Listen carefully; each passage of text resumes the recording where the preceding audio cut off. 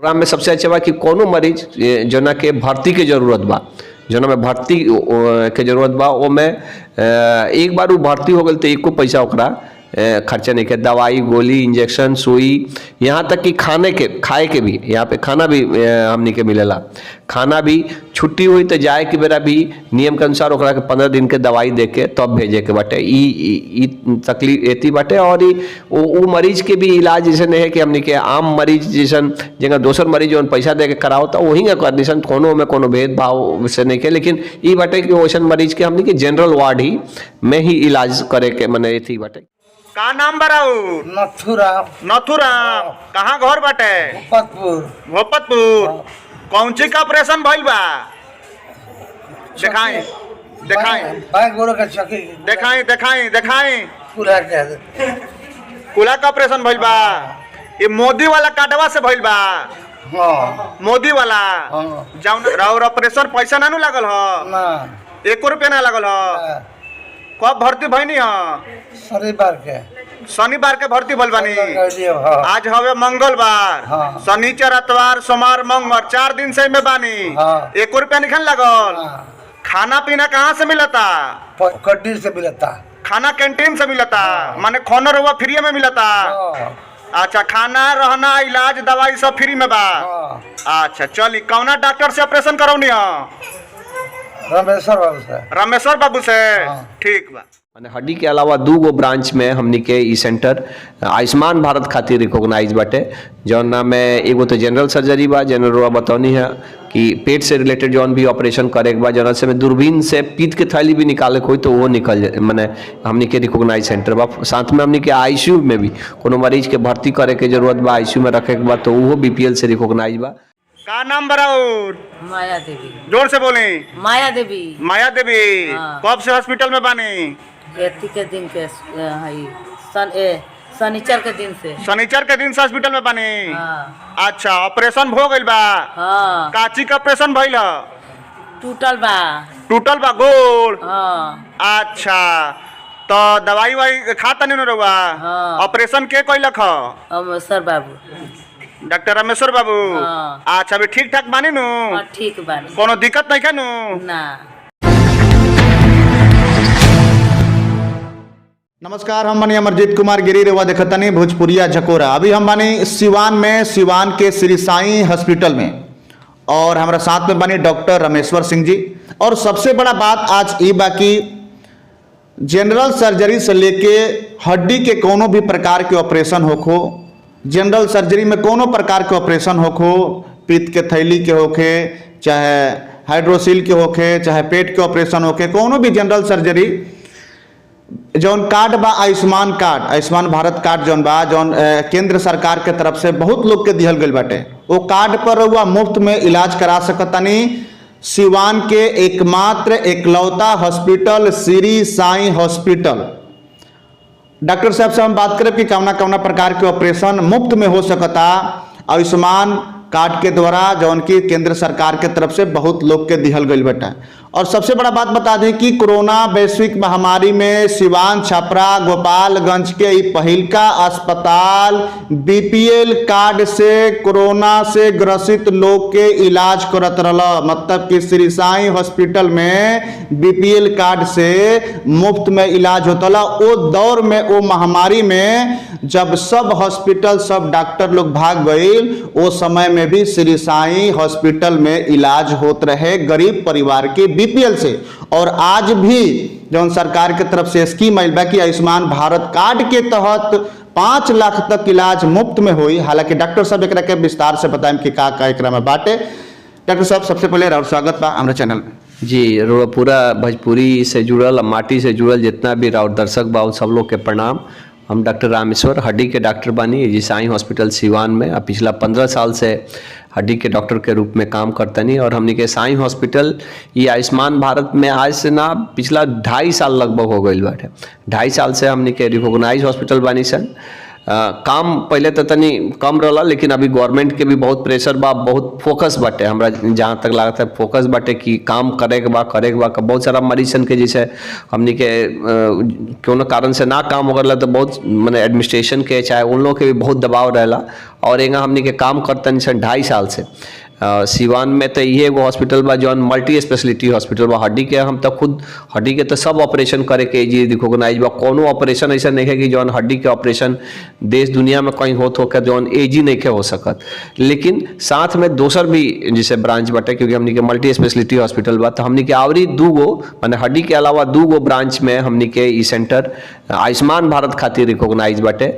जौन में एगो तो जनरल सर्जरी बा, जनरल बतौनी है कि पेट से रिलेटेड जौन भी ऑपरेशन करे के बाद जौन से में दूरबीन से पीत के थैली भी निकाले कोई तो वो निकल जाए, माने हमनी के रिकॉग्नाइज सेंटर बा। साथ में हमनी के आईसीयू में भी कोनो मरीज के भर्ती करे के जरूरत बा आईसीयू में रखे के बाद तो वो बीपीएल से रिकॉग्नाइज बा।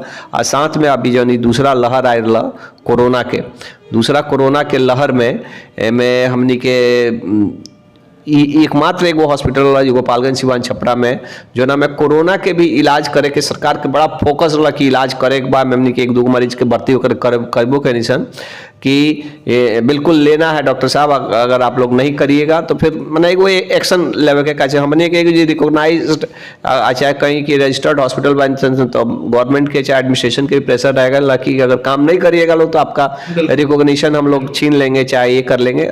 और केवल ऐसा नहीं है प्रशासन के दबाव से, हम लोग ऐसे भी सेवा भावना से भी पीछे भी जैसे एक पहले भी एगो RSBY प्रोग्राम चल रहा है, राष्ट्रीय स्वास्थ्य बीमा योजना, वह के बदल के अभी आयुष्मान भारत हो तो वो में हमने के बहुत सारा ऐसा कोनो गाँव ना हो जो ना गाँव में हमने कोनो BPL के मरीज के इलाज ना कैले होके सन।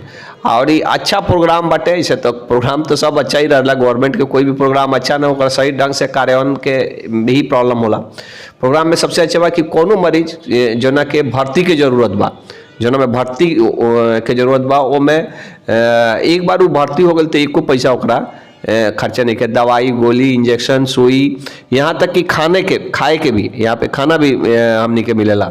खाना भी छुट्टी हुई तो जाए के बेरा भी नियम के अनुसार ओकरा के 15 दिन के दवाई दे के तब भेजे के बाटे। ई तकलीफ एती बाटे। और वो मरीज के भी इलाज जैसे नहीं है कि हमनी के आम मरीज जैसन जगह दोसर मरीज जो पैसा दे के कराओ तो वही कंडीशन कोनो में कोनो भेदभाव से नहीं के। लेकिन ई बाटे कि वैसन मरीज के हमनी के जनरल वार्ड ही में ही इलाज करे के मने एथी बाटे कि स्पेशल वार्ड नहीं है ना, स्पेशल वार्ड के में नहीं है, जनरल वार्ड में ओकरा करा है। लेकिन हमनी के जनरल वार्ड भी अरुआ देखे में तो बहुत ही साफ सुथरा क्लीन बाटे। तो अच्छा जनरल वार्ड में पैसा वाला भी पेशेंट रहेला लोग तो कोनो माने भेदभाव वाला चीज नहीं है।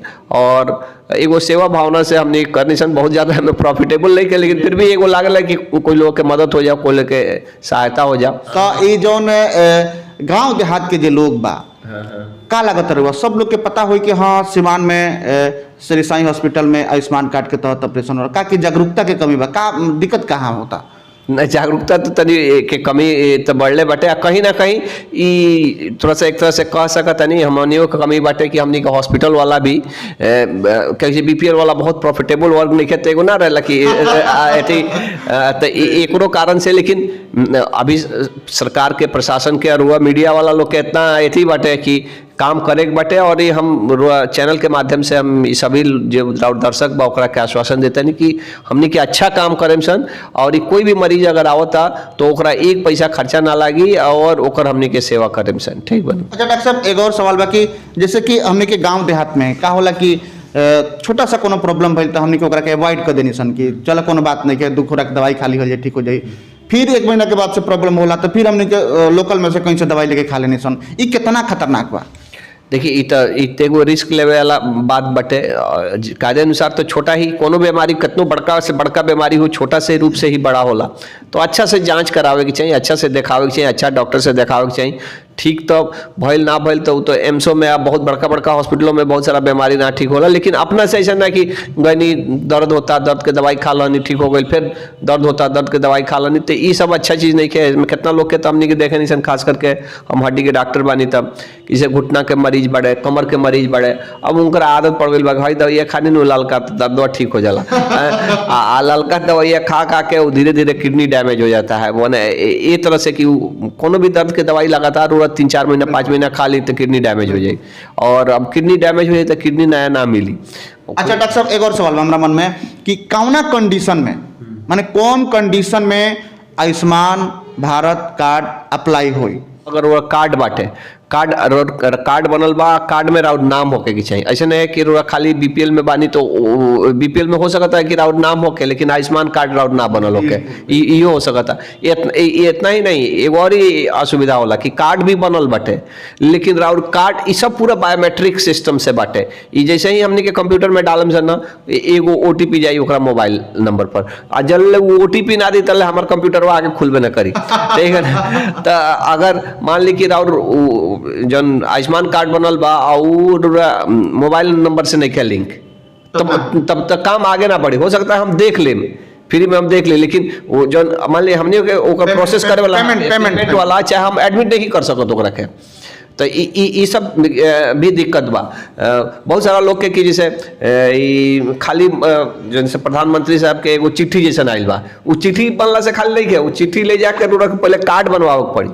हाँ, अच्छा कुछ लोग चिट्ठियों लेके आवता का? तो चिट्ठियों लेके आवता, तो चिट्ठी से खाली ना हो जाए। वो कॉमन सर्विस सेंटर चाहे सदर अस्पताल चाहे बहुत सारा मैंने सरकारी अस्पताल में ओकरे बेसिस पर मैंने वो चेक करी, लिंक चेक करी कि राउर बीपीएल नंबर चिट्ठी बाटे कि ना, और मोबाइल लिंक कर दी तो वो करके वो निकाल के दे दी आयुष्मान कार्ड। लेकिन कितना बार आयुष्मान कार्ड राउर बनल बा लेकिन राउर एथी से नहीं खेच लिंक, अपना आधार से लिंक नहीं किया चाहे मोबाइल से नहीं किया लिंक, तब वो काम आगे होके में दिक्कत हुई। कौना कंडीशन में एडमिट हुई पेशेंट और वो एक्सेप्टेबल होई रहा और आयुष्मान भारत कार्ड? और आयुष्मान कार्ड होके चाहिए, वो कार्ड रोरा मोबाइल से लिंक होके वो देखिए हम कहते नहीं कि आयुष्मान कार्ड बा, मोबाइल लिंक बा, आधार कार्ड लिंक बा, कंडीशन हॉस्पिटल के का बा? देखिए ओमे तो वो हॉस्पिटल के सुविधा में तबे बाटे जब इंडोर माने जब मरीज भर्ती हुई तब। हाँ, लेकिन हमने के कैसे कि गवर्नमेंट के भी प्रेशर बा, चाहे बोलते भी है लोग कि मान लीजिए गरीब लोग रहता है तो इनका ओपीडी आप फ्री में करिए, माने उसको फ्री में आप ओपीडी देखिए। जैसे नॉर्मली हम लोग कंसल्टेशन फी 300 रुपये लेनी से ना, तो ई नहीं खेल लेवे के, तो हम लेवल ना लेनी से तो उसे तने मरीज के ऐसे भी गरीब लोग रहेला तो वही बहाने ना तो पता चले कि ओकरे चक्कर में वो मरीजवा वो आता भी नहीं है कि 300 रुपया भी लागी। तो अगर ये कार्ड बाटे तो हमने के फ्री में देख लेम सन, अगर देख दवा नॉर्मल ओपीडी में दवा भी मिल जाएगी ना, दवा ना मिली, देख लेम खाली, फीस ना लेम। हाँ, फीस ना लेम। इहो सरकार के नियम नहीं है, ई माने हमने के अपना से एगो मरीज के एथी कैसे कि वो गरीब आदमी के एथी होके गवर्नमेंट भी बोलती है कि आप सोशल थोड़ा सा इसके हिसाब से उसको करिए, उसके लिए गवर्नमेंट कोई पैसा पेमेंट मेरे ना मिली ना, ओकरा को पैसा ना मिलता। लेकिन अगर कोनो ऐसा बीमारी निकलल जना में भर्ती करे के जरूरत बा, जना में मरीज के भर्ती कोई ऐसा नहीं है कि हमारा मन के इच्छा बा कि हम जगह चाहे, ओकर पूरा गाइडलाइन बाटे, ओकर डॉक्टर बाटे, वो सब चीज़ बा के हमने भेजे के पड़ला कि हाँ यही बीमारी बा, एकरा के हाँ यही चीज़ करे के बाटे, ऐसे भर्ती करे के जरूरत बा। जैसे आप हड्डी टूट गई ऑपरेशन करे के बा तो भर्ती करे के बा, तो ओमे तो कोनो दिक्कत नहीं है। तो ये तरह के जैसे ऑपरेशन करे के बाटे, अब गाल ब्लैडर में सूजन हो गई बा, पीठ के थैली में सूजन हो गई बा, चाहे हाइड्रोसिल बा, हर्निया बा, तो बिना भर्ती पहले थोड़े ऑपरेशन हुई, तो ए में कोनो दिक्कत नहीं है। तो यानी कि मेन ऑपरेशन वाला जहाँ एडमिट करे वाला चीज़ बा, आईसीयू में रखे वाला चीज़ बा, तो ओमे ही बिल्कुल एक बार उड़ा भर्ती हो गई तो एको पैसा उड़ा ना लगी।